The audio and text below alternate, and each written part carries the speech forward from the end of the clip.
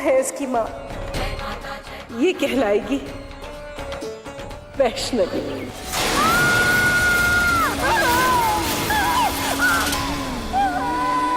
वो माता रानी के मंदिर गई थी वैष्णवी के साथ।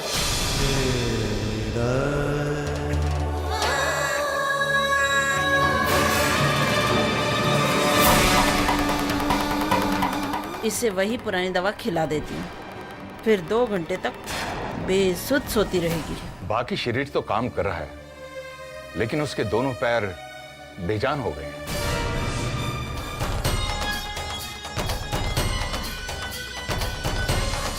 अरे वैष्णवी, तेरी चुलबुली खड़ी कैसे हो गई? अरे चुलबुली, जल्दी चल, तेरी दीदी तेरा इंतजार कर रही है। कहाँ है दीदी? मंदिर में माता की चौकी कर रही है, चलो। तेरे नाम की जोत जलाऊं, आज माता की चौकी सजाऊं। उस 250 एकड़ जमीन पर अब गुरुकुल के नाम पर एक 7 सितारा होटल खुलेगा थापर साहब, 7 स्टार होटल। जय माता दी। जय माता दी।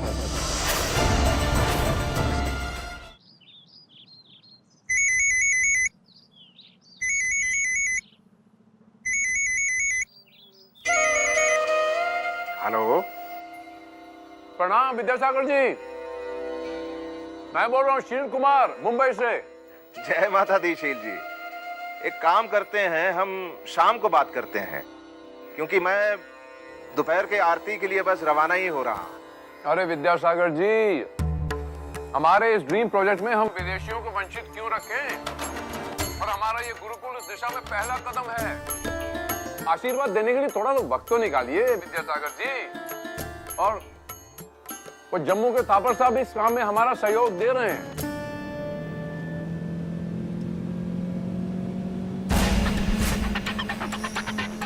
कितनी देर में आ रहे हैं वो? क्योंकि शील जी आप जानते हैं माता की आरती का समय कभी बदलता नहीं। वो बस आपके पास गुरुकुल का नक्शा लेकर पहुंचने ही वाले हैं। बस अगर एक नजर डाल दीजिएगा तो बड़ी मेहरबानी होगी आपकी विद्यासागर जी। बिल्कुल बिल्कुल, नक्शा तो देखना ही है। अब आपको अक्सर विदेश यात्राओं के लिए जाना पड़ेगा हमारे साथ। विदेश यात्रा? अरे ये कोई छोटा मोटा प्रोजेक्ट थोड़ी ना है विद्यासागर जी। इंटरनेशनल लेवल पे गुरुकुल बनाया जा रहा है, जिसके लिए विदेशी कंपनियों के साथ हमें विचार विमर्श करना पड़ेगा, मीटिंग करनी पड़ेंगी, इसके लिए विदेश जाना पड़ेगा। लेकिन शील जी मैं लेकिन कुछ नहीं विद्यासागर जी, नक्शे के साथ पासपोर्ट बनाने के पेपर भी भिजवा रहा हूँ, आप साइन करके भिजवा दीजिएगा। विदेश जाना कोई बड़ी बात थोड़ी है, हर आदमी देखो यूं विदेश आता जाता रहता है। और हाँ, ये अपना मन पक्का कर लीजिए, जब तक गुरुकुल का निर्माण होता है आपको कम से कम 6 बार मेरे साथ विदेश यात्रा करनी ही पड़ेगी। ठीक है शील जी, मैं उनका इंतजार करता हूँ। जय माता दी।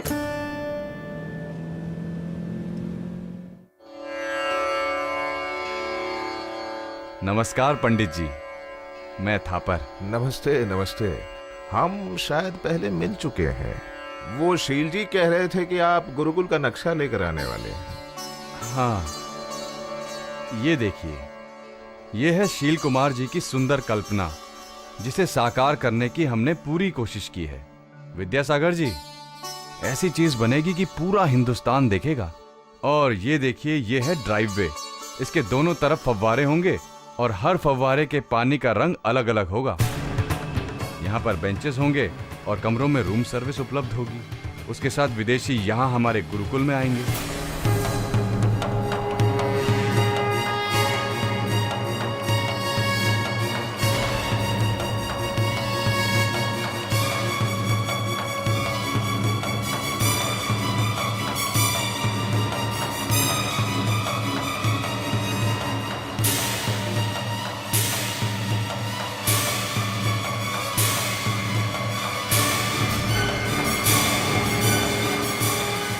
और इस बिल्डिंग के बेसमेंट में कार पार्किंग, टेरेस में रोटेटिंग स्विमिंग पूल होगा और कैफे वगैरह। क्षमा चाहते हैं, ये शील जी क्या कल्पना किए बैठे हैं? ये गुरुकुल है, ये कोई होटल? थापर साहब, हमारे विचार शील जी से मेल नहीं खाते। पंडित जी, हम उनसे बाद में बात कर लेंगे। आप जाइए यहाँ से। हाँ, लेकिन आप ये पासपोर्ट के पेपर्स पे तो साइन करते जाइए। पासपोर्ट की बारी तो बाद में आएगी महाशय, पहले गुरुकुल की संभावना तो बने, जो फिलहाल असंभव लग रहा है।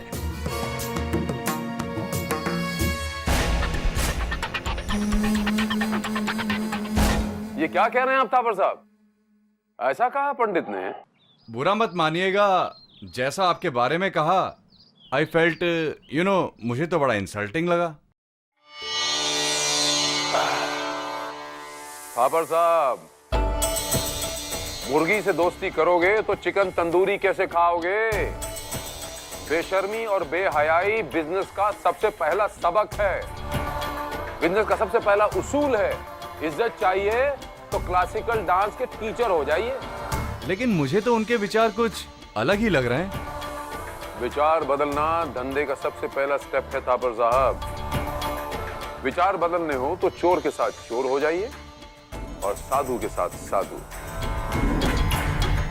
ये पंडित हमारे श्लोक बहुत जल्द बोलेगा, आप हड़बड़ाइए मत थापर साहब। मुझे तो ये पंडित बड़ा ढीठ सा आदमी लग रहा है। हे थापर, पंडित के खिलाफ एक शब्द नहीं। आई एम सॉरी शील जी, मैं तो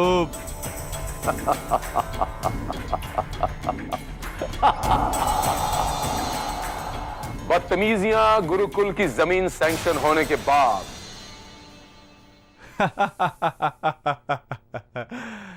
बड़ा ही गुरु आदमी है।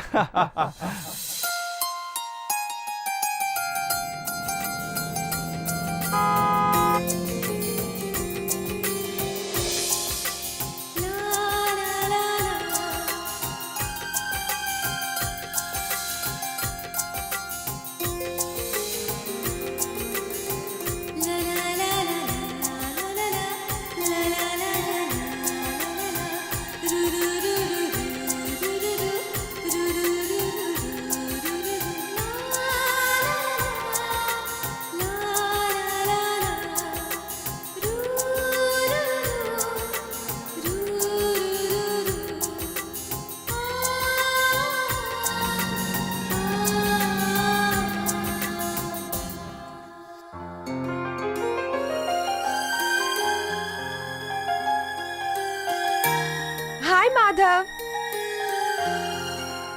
देखो माधव, आप दीदी के सामने कॉन्शियस होते हैं, ये बात तो समझ में आती है, पर आप मुझसे क्यों शर्माते हैं? कहीं आपका सरनेम शर्मा जी तो नहीं है? नहीं नहीं, मुझे बस आपकी तरह बोलना नहीं आता। शर्मा जी, आपकी बांसुरी तो बहुत सुंदर गाती है। गाती तो वैष्णवी भी बहुत सुंदर है। मेरे तो गिरिधर गोपाल दूसरा ना कोई। शर्मा जी, आप और दीदी मिले सुर मेरा तुम्हारा वाले सिचुएशन में कब आ रहे हैं? मैं समझा नहीं। शर्माना छोड़ेंगे तभी तो समझेंगे ना। लगता है मुझे ही आपका रिश्ता दीदी के पास लेकर जाना पड़ेगा। वैसे दीदी के पास कोई संदेशा भेजना है तो कहिए, मैं पहुंचा दूंगी। हाँ, मेरा एक संदेश उन तक पहुंचा दीजिए। उफ, शुक्र है एक लहर तो उठी। कहिए, क्या कहना है? कहिएगा कि हाँ हाँ, कहूंगी कि आपने कहा है कि हैव अ नाइस डे। ले,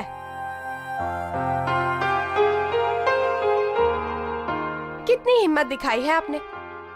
शर्मा जी, साइकिल को स्टैंड पर लगाकर कब तक चलाएंगे आप? स्टैंड से हटाइए और आगे बढ़िए। सोनाक्षी,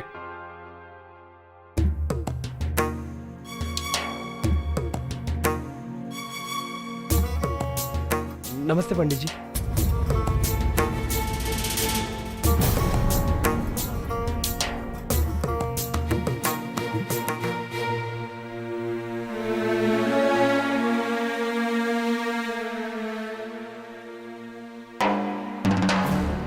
कितनी बार कहा है तुझसे, इधर उधर मत भटका कर।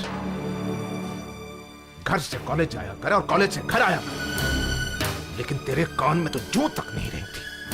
पापा, वो माधव था, दीदी के ग्रुप का म्यूजिशियन।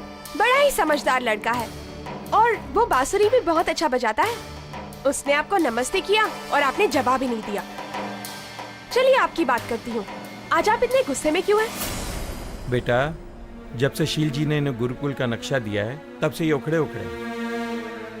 शील जी कुछ और ही सोच बैठे हैं और मेरे गुरुकुल का सपना कुछ और है। पापा, पूरी जिंदगी आप भदरवा में रहे और शील अंकल मुंबई में, तो दोनों के सपने तो अलग होंगे ही ना। सपने अलग अलग हो सकते हैं, लेकिन गुरुकुल ज्ञान का भंडार है, न कि सुविधाओं का। गुरुकुल में बैठकर गर्म पानी के नल के कितने हैं और ठंडे पानी के नल के कितने हैं इसकी गिनती नहीं होनी चाहिए, बल्कि गिनती होनी चाहिए कि कौन सा ग्रंथ उपलब्ध है और कौन सा नहीं। अगर मेरे जैसे स्टूडेंट को गर्म पानी ना मिले तो वो तो कब की भाग जाए। तेरी आदतें दिन ब दिन बिगड़ती जा रही है।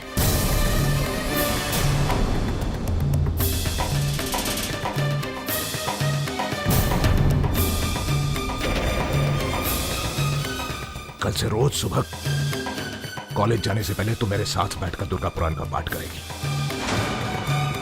मेरे पास जितना भी माता का ज्ञान है तुझे विरासत में देना चाहता हूँ। पापा, मुझे इसमें कोई इंटरेस्ट नहीं है, और वैसे भी अपना ज्ञान आपने दीदी को विरासत में दिया हुआ है ना।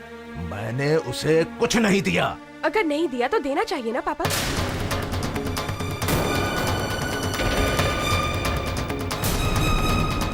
दीदी की श्रद्धा के सामने मेरी कोई तुलना नहीं है, और अगर तब भी आप अपना ज्ञान मुझे देना चाहते हैं तो फिर आपकी पहचान में जरूर कोई खोट है।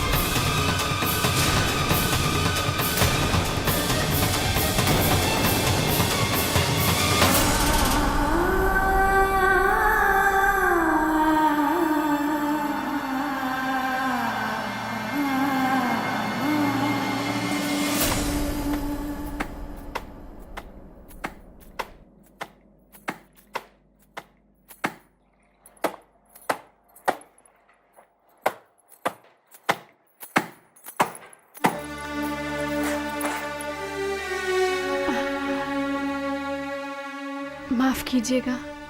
20 साल बीत गए, अब भी इस लड़की के समझ में नहीं आया कि मुझ पर एहसान ना किया करे। अपने घर में एहसान की क्या बात है? वो लता मौसी की तबीयत ठीक नहीं थी, तो मैंने सोचा। तो है? तो क्या? कपड़े गंदे पड़े रहते क्या होता? कम से कम तुम्हारा सामना तो नहीं करना पड़ता। इसमें हर्ज क्या है पापा?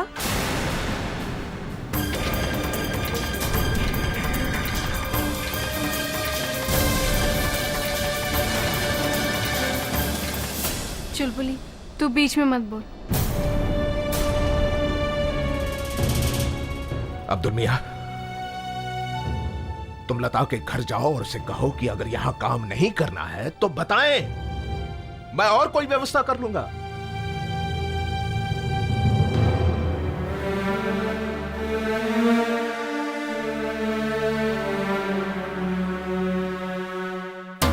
अगर वो कल नहीं आती है तो घर के सारे काम तू करेगी। इस घर में किसी और की जरूरत नहीं है।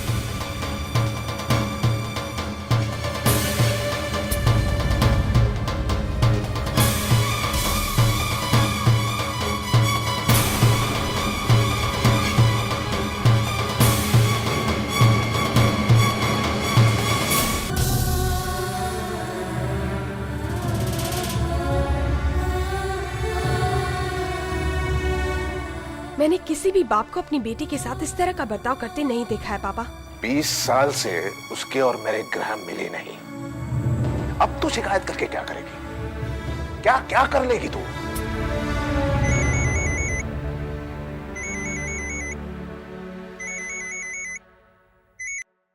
वो नक्शा मैंने देखा विद्यासागर जी, इतना अफसोस हुआ वो जो नक्शा देखकर। आपने वो नक्शा फाड़कर थापर के मुंह पे क्यों नहीं मार दिया? वो थापर का बच्चा मेरे सामने आया तो मैं उसे ठीक कर दूंगा इस बार। जिसके मन में माता नहीं होती ना विद्यासागर जी, जिसके मन में भक्ति नहीं होती, वो जाहिल इस किस्म की हरकत करता है। उसके मन में थापर की वजह से मैं आपसे माफी मांगता हूं विद्यासागर जी। ये जो आपके साथ हुआ ना विद्यासागर जी, इसका प्रायश्चित अब मैं करूंगा। मुझे तसल्ली हो गई शील जी कि आपको वो नक्शा उतना ही ओछा लगा जितना कि मुझे। मुझे तो ऐसा लग रहा विद्यासागर जी जैसे उस जाहिल नास्तिक थापर ने मानो माता रानी का ही अपमान कर दिया। मेरे सामने आया ना ये थापर का बच्चा, तो मैं इसकी जान ले लूंगा। मेरी भक्ति का, मेरी श्रद्धा का वहां मानो कारोबार हो रहा है वो मेरे नाम से। नहीं नहीं विद्यासागर जी, मैं ऐसा होने नहीं दूंगा। शील जी, दुनिया में हर प्रकार के लोग रहते हैं। सच बोलूं तो कुछ पल के लिए आपके विचारों पर भी प्रश्न चिन्ह लग गया था। हमारे जो परसों के संबंध है उस पर भी असर पड़ गया था। नहीं विद्यासागर जी, मैं समझ सकता हूं विद्यासागर जी। दरअसल मैं इस गलती को सुधारने के लिए अभी आपके पास चलने के लिए रवाना होने ही वाला था। मैं आपके पास अभी आता हूं। ना ना, वो कष्ट मत उठाइए। नहीं विद्यासागर जी, मैं हमारे रिश्ते का बाल भी बांका नहीं होने दूंगा। मैं साबित कर दूंगा विद्यासागर जी कि आपकी मैं कितनी इज्जत करता हूं, आपके प्रति मेरी कितनी श्रद्धा है। वो मैं समय पर छोड़ देता हूं शील जी। समय सब कुछ सिद्ध कर देता है। सत्य स्वयं आपके समक्ष आकर खड़ा हो जाता है।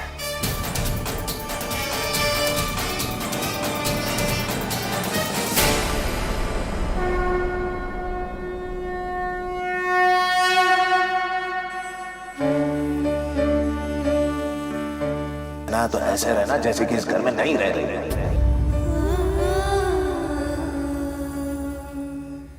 फिर कभी मेरे सामने आने की कोशिश मत कर। उठाओ इसे।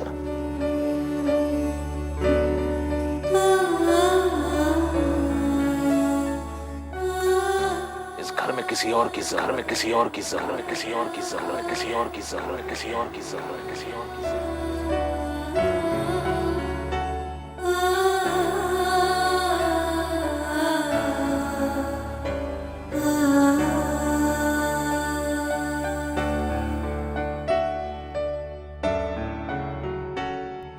दीदी,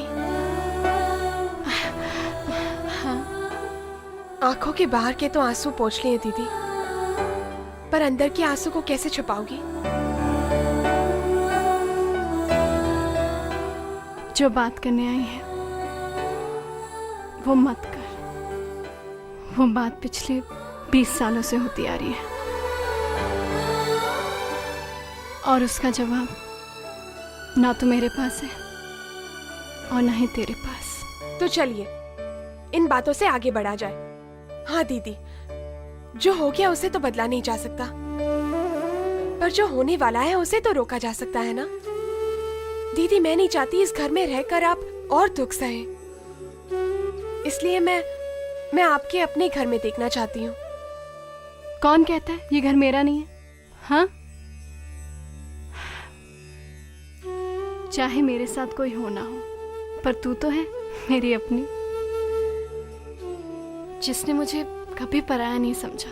हाँ दीदी, लेकिन मैं भी तो एक बेटी हूँ ना, और एक ना एक दिन मुझे भी इस घर से विदा होके जाना है। इसलिए मैं चाहती हूँ कि सबसे पहले मैं आपकी शादी करवाऊँ और आपको आपके परिवार के साथ खुश देखूं। हाँ, लेकिन मैंने अभी शादी के बारे में कुछ सोचा नहीं। लेकिन मैंने सोच लिया है। अगर आप इजाजत दे तो मैं माधव से बात करूं?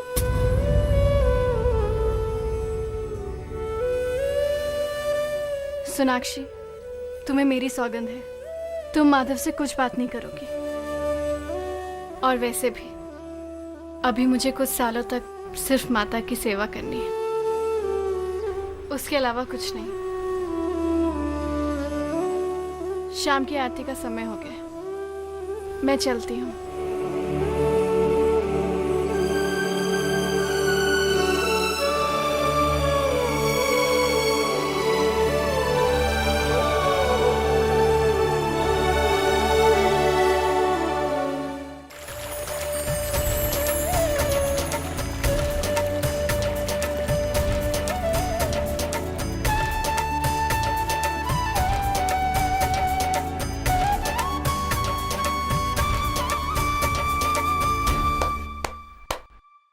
मियाँ, आप होठों का इस्तेमाल सिर्फ बांसुरी बजाने के लिए क्यों करते हैं? आपको इल्म नहीं है कि लोग होठों से बातें भी करते हैं? आपको अपने पे हंसी आ रही है और हमें रोना। अगर आप दिल की बात नहीं कह पाते तो मैं जाके वैष्णवी से कह देता हूं। अरे नहीं नहीं, प्लीज तुम ऐसा कुछ नहीं कहना। अरे कुछ कहूंगा नहीं तो बात आगे कैसे बढ़ेगी? बात आगे बढ़ाने की बात से ही तो मुझे डर लगने लगता है। वो कैसे? गुलफाम, मुझे डर है कि मैं कहीं कुछ ऐसा ना बोल बैठूं कि वैष्णवी मुझसे बहुत दूर चली जाए, भले ही फिर सारी जिंदगी ऐसे ही गुजर जाए। जब वो मेरे साथ होती है बस मेरे लिए उतना ही बहुत है। अगर वो भी इंतजार कर रही हो कि तुम कब कहोगे तो माधव, वैष्णवी से तो बात होनी चाहिए ना। बात? हमारी बात होती है ना गुलफाम। कैसे होती है बात? शब्दों में ना सही, सुरों में बात हो जाती है।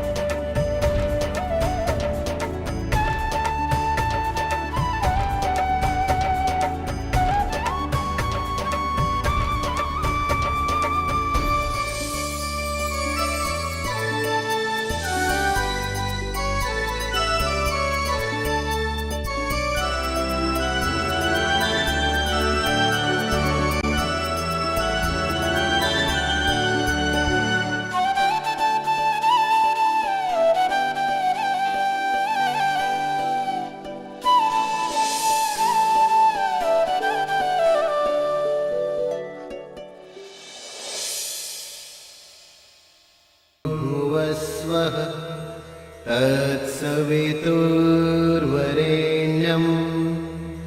भर्गो देवस्य बेटी, माता की कथाओं की कोई गिनती नहीं है,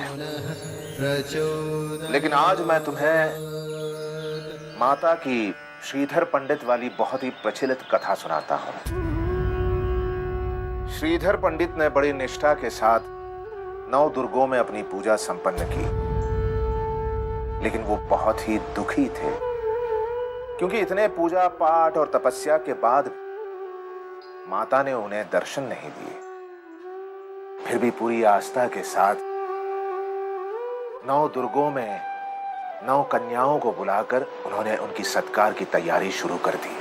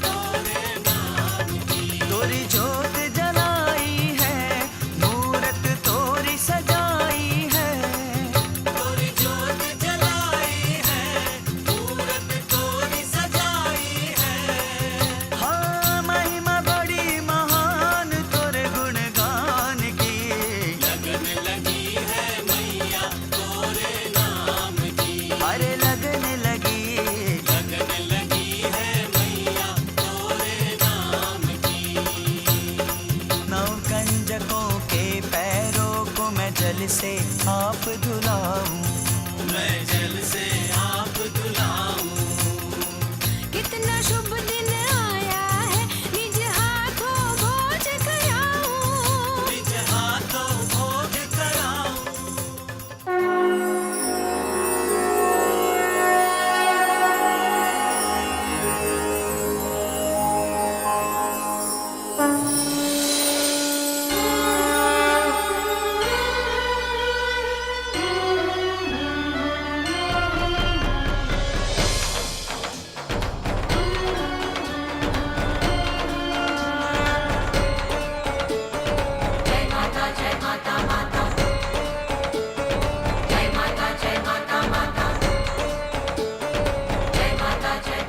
बाबा बाबा बाबा जय माता माता।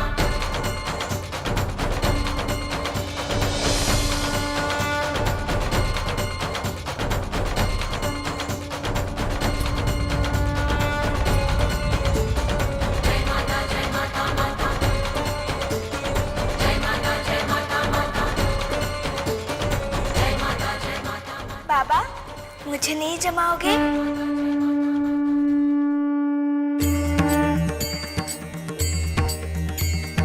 तू ही आदि है, तू अनादि है, सृष्टि का सार है। सत्य में तू, तथ्य में तू, तुझसे संसार है, तुझसे संसार है, तुझसे संसार है।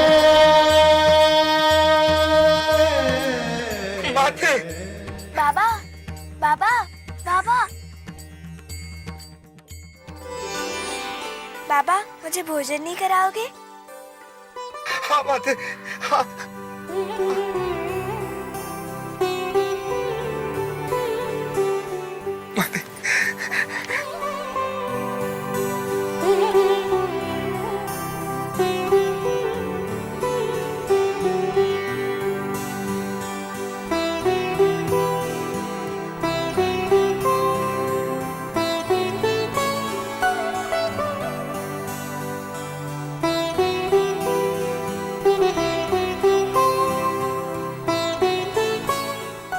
नहीं नहीं, इतनी सी दक्षिणा से मेरा काम नहीं चलेगा।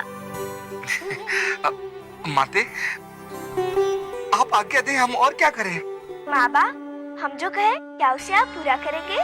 अवश्य माते, आज के शुभ दिन माता आज्ञा दें और भक्त पूरा न करे, ऐसे कैसे हो सकता है? फिर से सोच लो, हम कहे और उसे पूरा ना किया हो तो आज तक का आपका सारा पूजा पाठ व्यर्थ चला जाएगा। नहीं नहीं माते, आप आज्ञा दें, हम संकल्प लेते हैं, हम उसे अवश्य ही पूर्ण करेंगे। हाँ। तो सुनो, 2 दिन बाद दशमी तिथि है। दशमी तिथि के दिन हंसाली ग्राम के 10 कोस के परिधि में जितने भी परिवार है, उनको आपको भंडारे पे निमंत्रण देना है। और स्मरण रहे, आज जैसा मधुर और स्वादिष्ट भोजन बना है, वैसा ही उस दिन भी बनना चाहिए।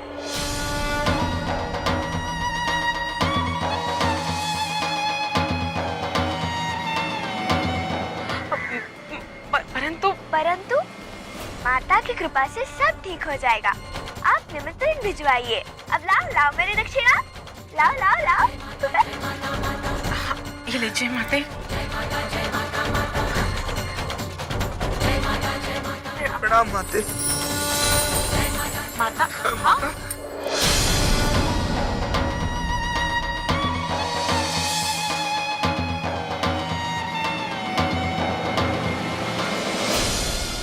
तो सोनाक्षी, माता रानी के चमत्कारों की कथाएं सुनने के बाद उस महाशक्ति का अनुभव हो जाता है।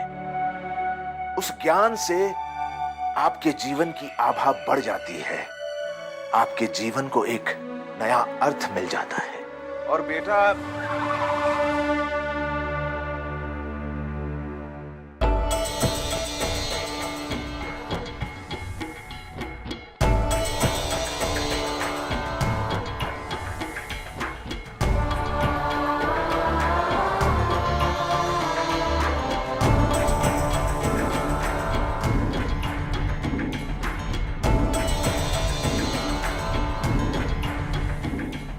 माता दी। जय माता दी, जय माता दी जय माता विद्यासागर जी। अरे शीला अंकल, ये मिठाई। ये मिठाई शील जी। दरअसल विद्यासागर जी, हमारे और आपके सपने एक ही हैं। इसका प्रमाण जो मैं भी आपको दूंगा वो इस मिठाई के बिना अधूरा है। प्रमाण मिठाई के बिना अधूरा है, अर्थात मैं आपकी बेटी का हाथ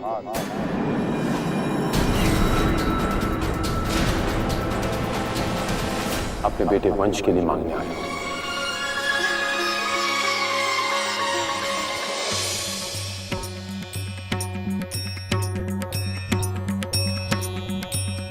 सर्वमंगल मंगले शिवे सर्वार्थ साधिके शरण्ये त्र्यंबके गौरी नारायणी नमोस्तुते नारायणी नमोस्तुते नारायणी नमोस्तुते नारायणी नमोस्तुते नारायणी नमोस्तुते। धन्य भाग मेरी बेटी के जो आप इस तरह का प्रस्ताव लेकर आए हैं। सच में शील जी, ऐसे सम्मान की मुझे अपेक्षा नहीं थी।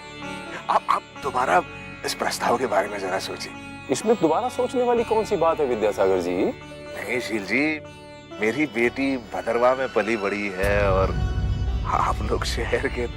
कैसी बातें कर रहे हैं आप विद्यासागर जी?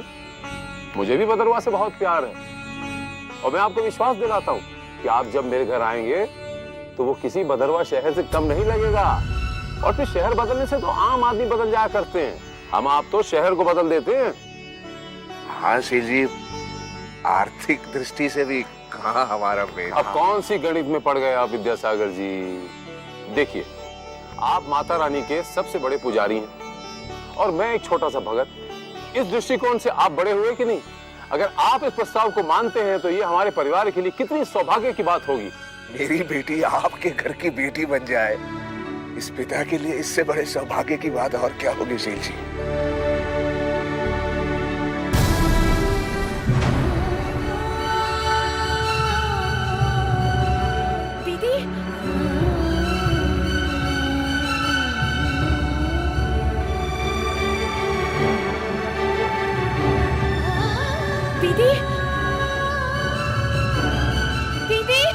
सोनाक्षी जी पापा। बेटा, राम जी की दुकान से मिठाई ले आ। हाँ।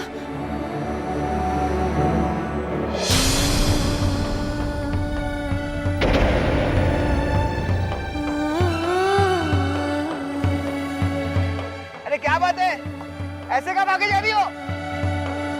वैष्णवी, वैष्णवी, वैष्णवी, अरे रुको, कहीं तुम सोनाक्षी से तेज दौड़ने की प्रैक्टिस तो नहीं कर रही हो? गुलफाम, मुझे अकेला छोड़ दो, मेरे पीछे मत आना।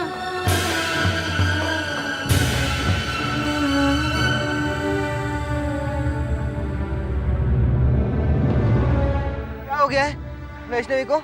बड़ी परेशान लग रही है। दीदी कहाँ है? पता नहीं, उस तरफ भागे जा रही थी। मैंने उसे आवाज भी दी पर रुकी नहीं। पहली बार ऐसा हुआ है। और हुआ ये भी है कि माधव, तुम बहुत लेट हो गए हो। अगर तुम खामोश नहीं रहते और एक बार जाके पापा से बात कर लेते तो आज शील अंकल अपने बेटे का हाथ दीदी के लिए नहीं लेकर आते ना।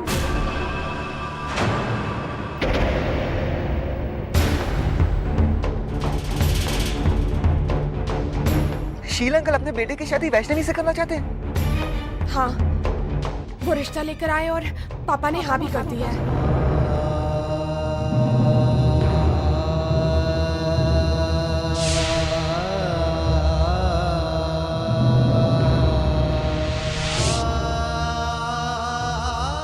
मैं उसी के लिए मिठाई लेने जा रही हूँ।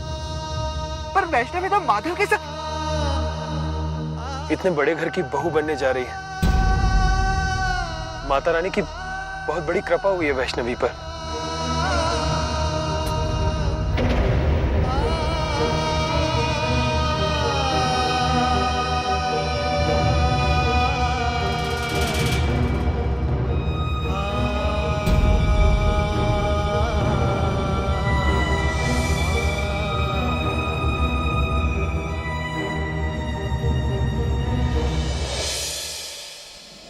माता रानी, मुझे कहीं नहीं जाना, मुझे आपसे दूर भी नहीं जाना। मुझे मुझे ये शादी भी नहीं करनी है। मैंने व्रत लिया आपकी धुन में रहने का। मैं आपसे विनती करती हूँ, मुझसे मेरी भक्ति मत छीनिए।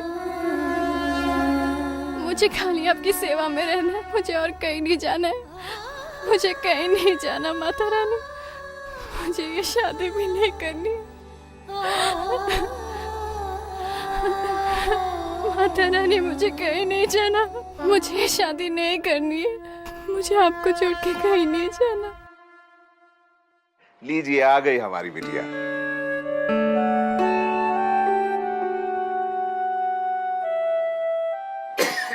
इसे यहां रखो बेटा। नमस्ते कहो। नमस्ते अंकल। शादी ब्याह की बात होती है तो बेटियां शर्माती है। मैं अभी आया शील जी।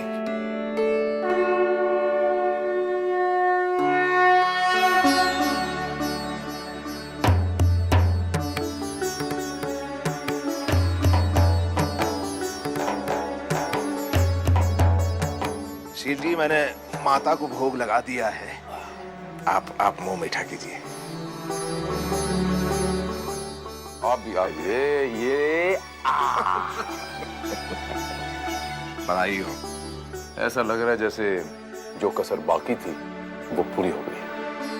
इतना अच्छा रिश्ता मैं जन्म में अपनी बेटी के लिए नहीं ढूंढ सकता था।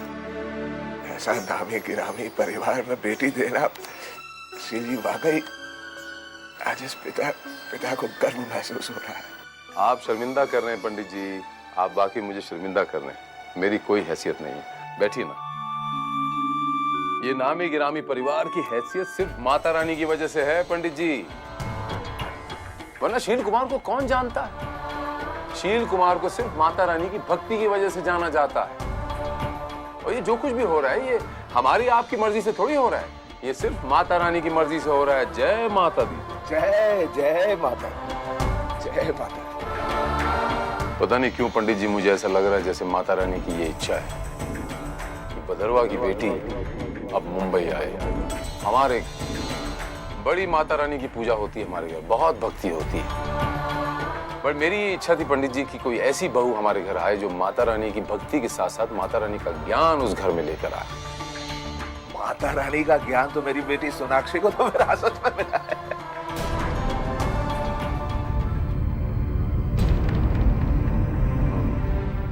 पंडित जी, मैं सोनाक्षी की नहीं, मैं आपकी बड़ी बेटी वैष्णवी का हाथ मेरे बेटे वंश के लिए मांगने आया। मैं आपकी बड़ी बेटी वैष्णवी का हाथ मेरे बेटे वंश के लिए मांगने आया।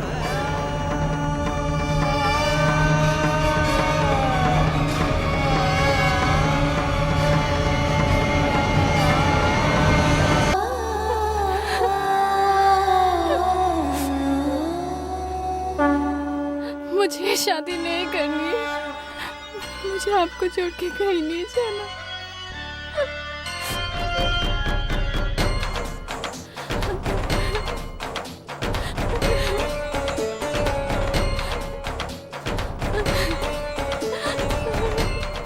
मुझे कहीं नहीं जाना माता रानी।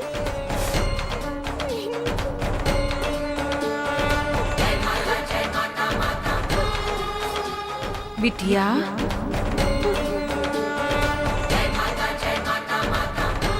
दादी अम्मा,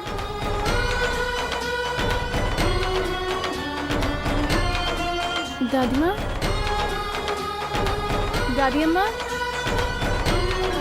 दादी अम्मा,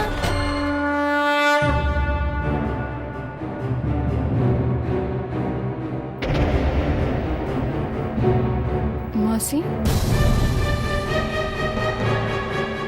मौसी, मौसी, मौसी सुनिए, मौसी सुनिए। जाने दो बेटी, जाने दो। दादी माँ,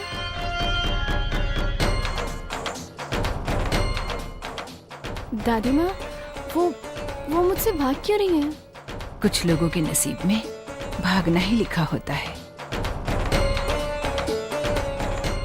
लेकिन एक दिन वो खुद चलकर तेरे पास आएगी। अच्छा मुझे ये बताओ, अपनी शादी पे बुलाओगी ना? शादी? आपको इस बारे में कैसे पता चला? चुपके से सुन लिया था जब तुम माता के पास विनती कर रही थी, मुझे शादी नहीं करनी है, मुझे शादी नहीं करनी है। पर दादी माँ, मुझे सचमुच शादी नहीं करनी है अभी। क्यों? मुझे अभी मेरी माता रानी के पास रहना है। उन्हें छोड़कर मैं कहीं जाना नहीं चाहती। कौन सी जवान बेटी अपनी माँ को छोड़कर जाना चाहती है? और कौन सी माँ चाहती है उसकी अपनी बेटी उसे छोड़कर जाए? पर जाना तो पड़ता है पगली। जब बेटी विदा होती है, सबसे ज्यादा आंसू उसकी माँ की आंख में होते हैं।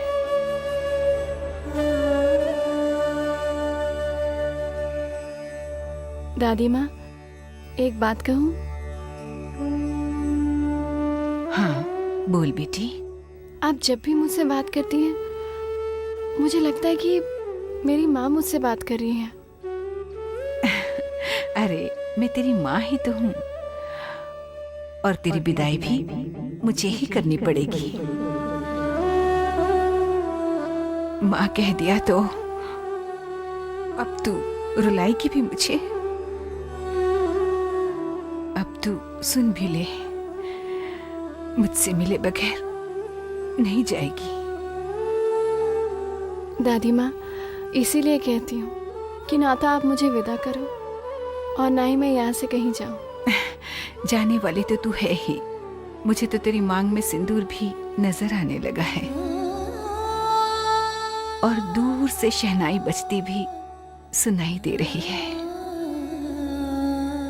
तू दुल्हन बनकर डोली में बैठी है और पूरा बदरवा तुझे विदा करने आया है। दादी माँ, मुझे ये शादी नहीं करनी और मैं यहाँ से कहीं नहीं जाऊंगी, बिल्कुल नहीं जाऊंगी। मुझे नहीं करनी है शादी दादी माँ, मुझे शादी नहीं करनी है, नहीं करनी है। सुना आपने? मैं कहीं नहीं जाऊंगी। विद्यासागर जी, आपको गलतफहमी कैसे हो गई? कोई भी जो आपको जानता है पहले बड़ी बेटी का रिश्ता लेकर आएगा, आपकी छोटी बेटी का रिश्ता लाने की गुस्ताखी थोड़ी ना करेगा। और बतौर दो बेटियों के पिता आपको पहले बड़ी बेटी का सोचना चाहिए बनिस्बत छोटी बेटी के। मुझे अचरज इस बात का है कि सोनाक्षी की शादी का रिश्ता सुनकर जो आपके चेहरे पे मैंने खुशी देखी, वो वैष्णवी की शादी का रिश्ता सुनकर नहीं देखी। कारण मेरी समझ में नहीं आया। कारण है शील जी, कारण बताऊं मैं आपको? है? कारण ये है कि